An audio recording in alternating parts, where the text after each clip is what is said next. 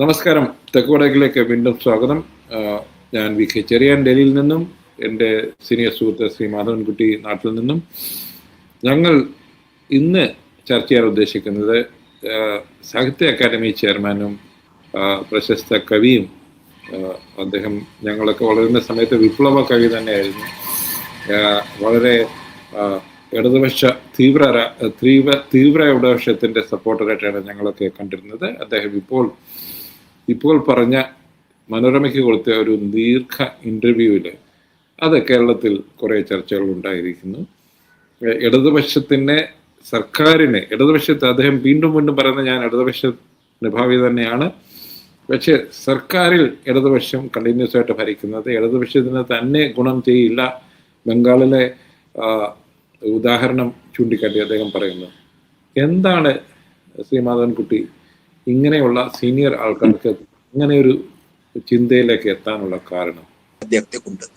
അദ്ദേഹം ഒരുപക്ഷെ കോൺഗ്രസിന്റെ നിലപാടുകളെ പിന്തുണച്ചിട്ടുണ്ടാവും, അദ്ദേഹം മാവോയിസ്റ്റ് നിലപാടുകളുടെ കൂടെ ഉണ്ടായിട്ടുണ്ടാവും. പക്ഷെ അദ്ദേഹം ഒരിക്കലും ഒരു വലതുപക്ഷ മുതലാളിത്ത ഫാസിസ്റ്റ് രാഷ്ട്രീയത്തിന് ഒരു നിമിഷം പോലും അദ്ദേഹത്തിന്റെ കവിതയിലോ ജീവിതത്തിലോ വ്യക്തി ജീവിതത്തിലോ അദ്ദേഹം പിന്തുണച്ചിട്ടില്ല.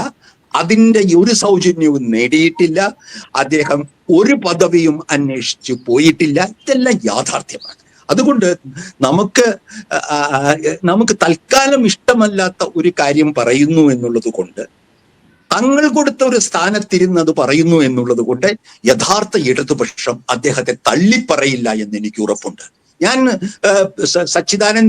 സച്ചിയുടെ ഒട്ടുമിക്ക വിമർശനങ്ങളോട് യോജിക്കുന്നയാളാണ്. CPM, ഈ ഭരണ CPM സർക്കാരിന്റെ, പിണറായിയുടെ രണ്ടാം സർക്കാരിന്റെ നിരവധി നിലപാടുകളോട്. ഉദാഹരണത്തിന് ഏറ്റവും എളുപ്പം ആളുകൾക്ക് മനസ്സിലാവുന്ന കാര്യമാണ് നമ്മുടെ ആശാപ്രവർത്തകരുടെ സമരം, അല്ലെ?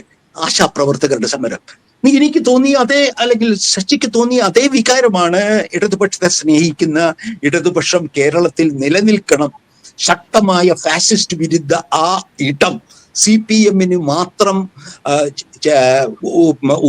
മാത്രം കൈകാര്യം ചെയ്യാൻ കഴിയുന്നത് എന്ന് അറിയുന്ന ഒരു ഇടതുപക്ഷം കേരളത്തിലുണ്ട്. കേരളത്തിലല്ല, ഇന്ത്യയിലുണ്ട്.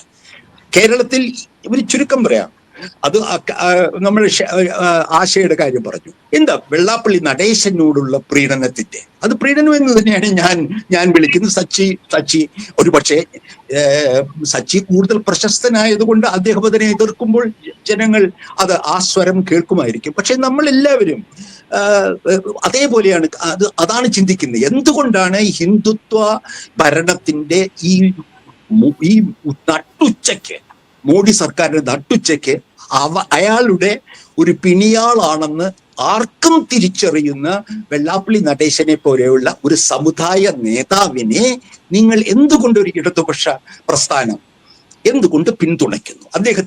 അതിനെതിരെ വാ തുറക്കാൻ മടിക്കുന്നു. ഇത് ചോദിക്കുന്നത് കേരളത്തിലെ ഇടതുപക്ഷമല്ലേ? ഇത് ചോദിക്കുന്നത് കൽപ്പറ്റ നാരായണനും അല്ലെങ്കിൽ കാരശ്ശേരി മാഷും മാത്രമല്ലല്ലോ. ഇത് ചോദിക്കുന്ന നിരവധി ഇടതുപക്ഷ സുഹൃത്തുക്കൾ എനിക്കറിയാം. അത് വെറും ബുദ്ധിജീവികളല്ല, സാധാരണ വീട്ടമ്മമാർ, ഇടതുപക്ഷത്തിന് വോട്ട് ചെയ്യുന്ന വീട്ടമ്മമാർ, യുവാക്കൾ. അപ്പോൾ ഇത് മനസ്സിലാക്കാൻ ഇത്തരത്തിലുള്ള ഒരു അമർഷം ഇടതുപക്ഷത്ത് നിന്നുകൊണ്ട് ഇടതുപക്ഷ സർക്കാരിനെതിരെ ഉണ്ട് എന്നുള്ള യാഥാർത്ഥ്യം അംഗീകരിക്കുക എന്നുള്ളത് ഒരു സാമാന്യമായ ഒരു തിരിച്ചറിവല്ലേ? അപ്പൊ സച്ചിദാനന്ദൻ പറഞ്ഞു വരുന്നത്, ഇടതുപക്ഷത്തിന്റെ അണികളുടെ വികാരം തന്നെ മനസ്സിലാക്കാൻ ഇന്നത്തെ CPM റെപ്രസെന്റ് ചെയ്യുന്ന ഇടതുപക്ഷം കഴിയുന്നില്ല. സംഘടന നേതൃത്വത്തിന് കഴിയുന്നില്ല.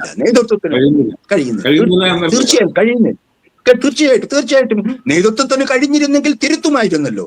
നേതൃത്വത്തിന് കഴിഞ്ഞിരുന്നെങ്കിൽ ഈ പറയുന്ന സ്ത്രീ തൊഴിലാളികളെ സെക്രട്ടേറിയറ്റിന് മുൻപിൽ 226 ദിവസം ആശാ തൊഴിലാളി സ്ത്രീകളെ വെയിലത്ത് നിർത്തുമായിരുന്നു.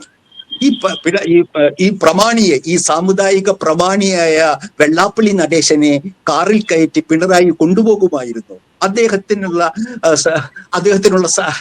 അനുമോദന സമ്മേളനങ്ങളിൽ മുഴുവൻ ക്യാബിനറ്റും ഒരുമിച്ച് പങ്കെടുക്കുമായിരുന്നു. ഇത് ലളിതമായ ചോദ്യങ്ങൾ. പക്ഷെ ഞാൻ ഇത് പറയുമ്പോഴും എനിക്ക് സച്ചിദാനന്ദനുമായിട്ട് ഒരു കാര്യത്തിൽ വ്യത്യാസമുണ്ട്. അത് വളരെ അടിസ്ഥാനപരമാണ്.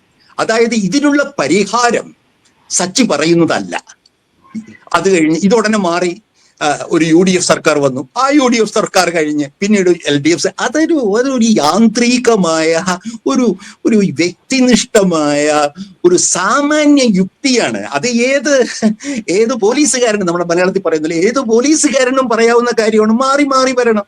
ഇതിനു പറയാൻ സച്ചിയെ പോലെ ഉയർന്ന് ചിന്തിക്കുന്ന ഒരു വലിയ വായനയും അറിവുമുള്ള സച്ചിദാനന്ദൻ അത്ര എളുപ്പം മാർഗം നിർദ്ദേശിക്കുന്നതിനോട് എനിക്ക് യോജിപ്പില്ല. അതല്ല പ്രശ്നം.